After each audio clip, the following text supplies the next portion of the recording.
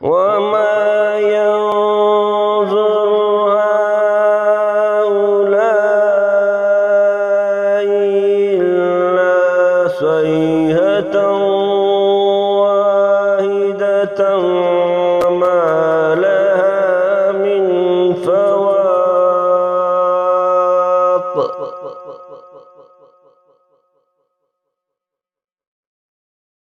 وقالوا ربنا عجل لنا قطنا قبل يوم الحساب. اصبر على ما يقولون واذكر عبدنا داود ذا الأيدي إنه أواب.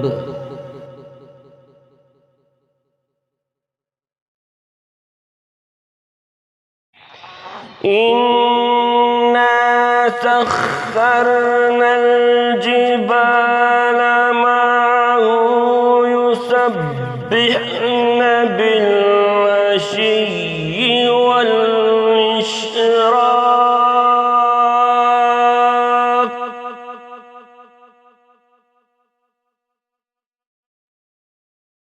والطير محشورة كل له أواب.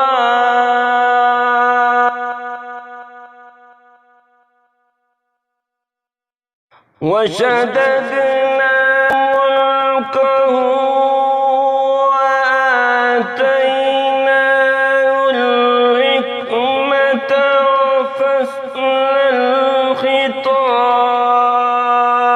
الخطاب.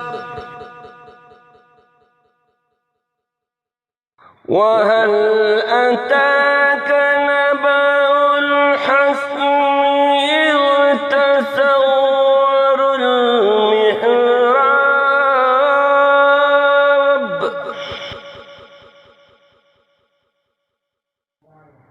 إذ دخلوا على داود ففزع منهم قالوا لا تخف خصمان بغى بعضنا على بعض فاحكم بيننا بالحق ولا تشطط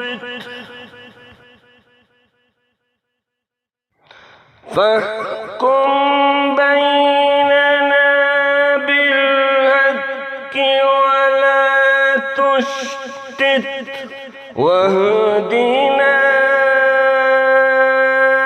إلى سواء الصراط. إن هذا أخي له 99 نعجة ولي نعجة واحدة فقال أكفلنيها عزني في الخطاب.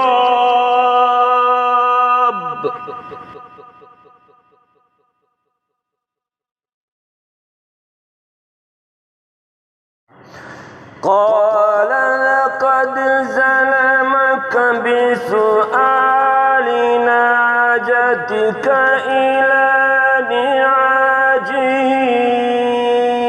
إن كثيرا من الخلطاء ليبغي بعضهم على بعض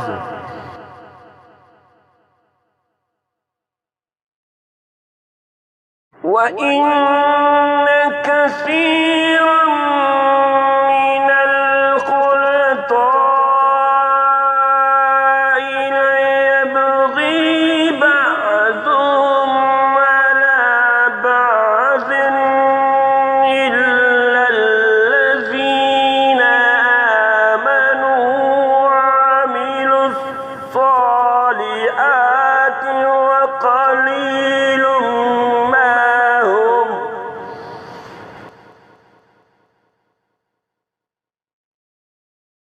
وظن داود أنما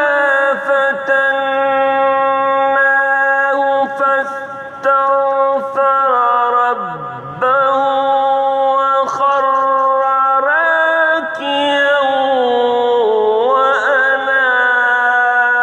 وأناب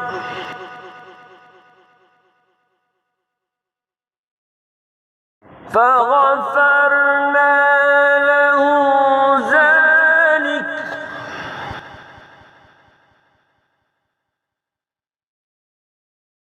وإن له عندنا لزلفى وحسن مآب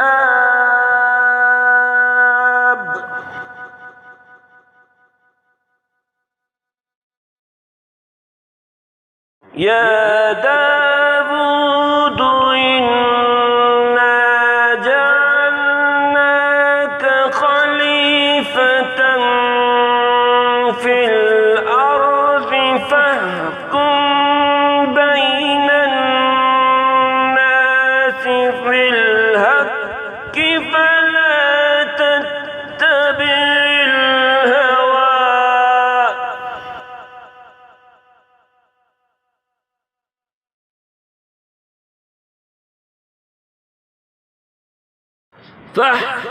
فاحكم بين الناس بالحق فلا تتبع الهوى فيضلك عن سبيل الله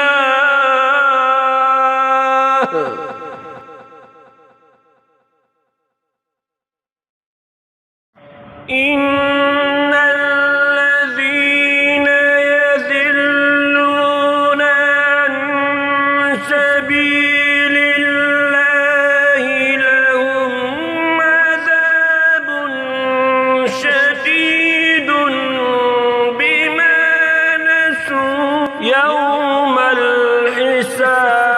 الحساب